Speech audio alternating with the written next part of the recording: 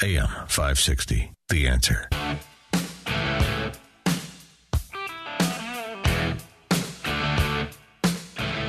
You're probably thinking about what's next.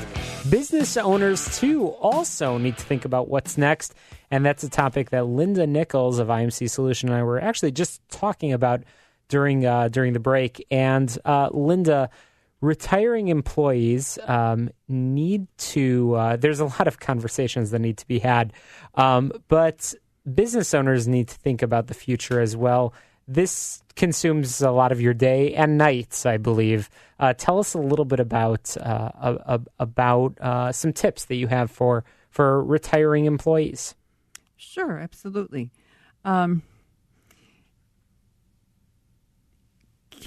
Key really is communication. If you have a plan to retire, it would be helpful and kind to tell your employer what that time frame is. There's no obligation. It's more of a courtesy because you've been working for that employer. In this day and age, people are jumping around from position to position much more than they were in the past. And from the employer's perspective, when they bring somebody on, they don't have any completely clear understanding, I believe, of how long the person will be there, because some people we were just talking about the age of retirement a few minutes ago, and some people are working longer than ever, and some people have things figured out earlier on. Is that a conversation that an employer should initiate? Yes, absolutely. It should be part of their succession plan. Small business owners are notorious for not ever getting around to doing a succession plan, but in reality, it is the one critical strategy that they could do that would help them, and having a conversation with their more seasoned employees would be revolving around, when do you want to retire? It goes along with having, whether you call them part of your performance evaluation or helping your employees achieve career goals. What do you want to do? How do you want to grow with the company? Do you want to stay here till the time that you retire? How can we help to get you to your goals and get the business to their goals as well? And the reason I started the segment talking about the employees, I think that's important because, the retiring employees hopefully are actually dedicated enough to the company to actually start that conversation. But even employees that aren't quite there yet, having that conversation about their plans and their hopes and their goals and professional objectives, it will enable companies to sort of plan their path to fill the future. You mentioned the term succession planning. Can you help us define that term a little bit more clearly? Absolutely. A succession plan is defining the role and responsibilities of each employee, and then defining as best you can, or creating a roadmap, if you will, of who will take their place. Who will that person be? Are they internal to your organization? Will they be external? What do you have to do to train those employees to get there? Is there anyone in your current employee who could take over for somebody else should they depart and depart unexpectedly? And that's really important. Once again, we're chatting with Linda Nicholls of IMC Solutions, and you are involved in helping companies attract and retain talent. And you actually help with this. You called it a roadmap for a moment ago. You just briefly touched on some of the areas that exercise might entail. Talk to us a little bit more about how that exercise is conducted and what the intended goals or outcomes might look like. Sure. You know, it can be as simple as just taking an Excel spreadsheet, writing each employee's name down, what their position is, and then defining what their skills, their experience, their attributes, their personality traits all are, their education, don't want to miss out on education, and what they're missing. In other words, could they be doing something better? Well, that would be a career pathing goal for you as a manager to get them trained in perhaps enhancing a skill. If you do that for all of your employees, and you say, are they fulfilling, is each employee fulfilling all the aspects of their job? Well, then you know where they're missing a skill. So that begs for you as a business owner or manager to say, I need to put some training in place to get that person from this level to the next level, and then perform what I call organic cross-training. Every employee in an organization, especially small business, usually touches on some other aspects of somebody else's job. But if you have a formal plan, if this person has these talents that could transition very well to what that person is doing, you can connect the dots, if you will. So, Linda, as you and I are fond of doing in every time that you're on the air, I like to look at things from both the employee and the employer perspective.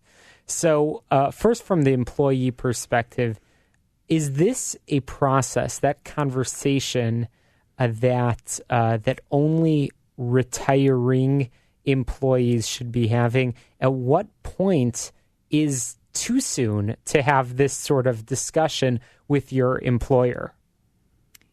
Well, it's never too soon. You know, perhaps in a small business, you'd want to do it at least once a year and revisit, what are your goals for this year? What do you want to achieve?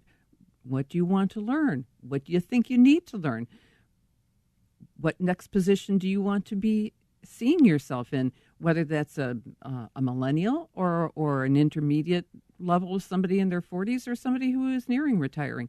It's having a career development conversation with each employee at least once a year. So here's the really, really interesting question from the employer perspective. Many of our listeners have startups. They might even have multiple companies, and they're hearing what you're talking about, a roadmap and succession planning. They're thinking, gosh, that's for a big company. I can't afford that. My company's too small, our pockets are too thin to engage in this process. What do you say to them?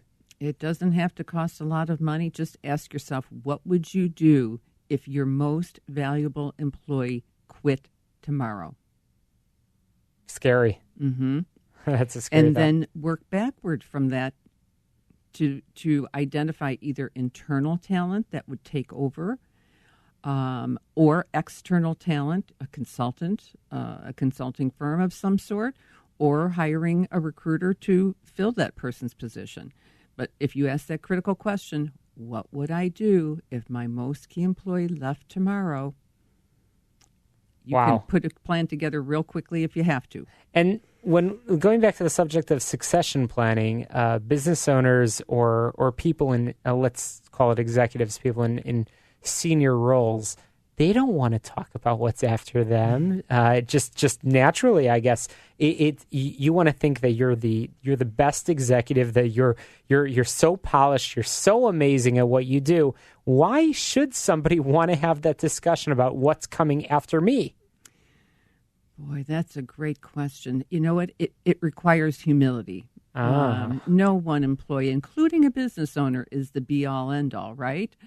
So it's a matter of who could I pass my knowledge on to take up this job that frees me maybe to do more strategic things with the business and help the business owner in another way. Sure. And that's, as you mentioned, that certainly does require humility. So IMC Solutions, you help businesses go through this process, not only in helping fill the gaps in terms of identifying the talent, but also in going through this roadmap exercise, as you called it. Linda, you've been here so many times. Our listeners should know your phone number by heart by now. But if you can please share a phone number as well as website where our listeners can find out more, it'd be appreciated. Absolutely. You can reach me anytime at 630-637-6200, Monday through Friday, 8:30 to 5:30. We even answer the phone after 5. You sure do. And one more time, the website, because I know you have some great information posted over there as well. Sure. www.imc mcsolutions.com. Fantastic. Linda Nicholls, the expert on succession planning, the conversation of an aging workforce and planning for next steps. And that's a tough conversation to have. Every business, as we talked about with Moshe Klein, you learn about the past year and you do proper record keeping, keep track of your past year. You also focus on the present and you make sure that you're filing what you need to file and you make sure that you're profitable. But having that discussion about the future is indeed quite difficult. But Linda Nicholls does it well. Coming up after this quick break, we've got more tips, advice, and information and a fantastic lineup of additional guests. Don't touch that dial, Chicago. You're listening to Get Down to Business. The mainstream media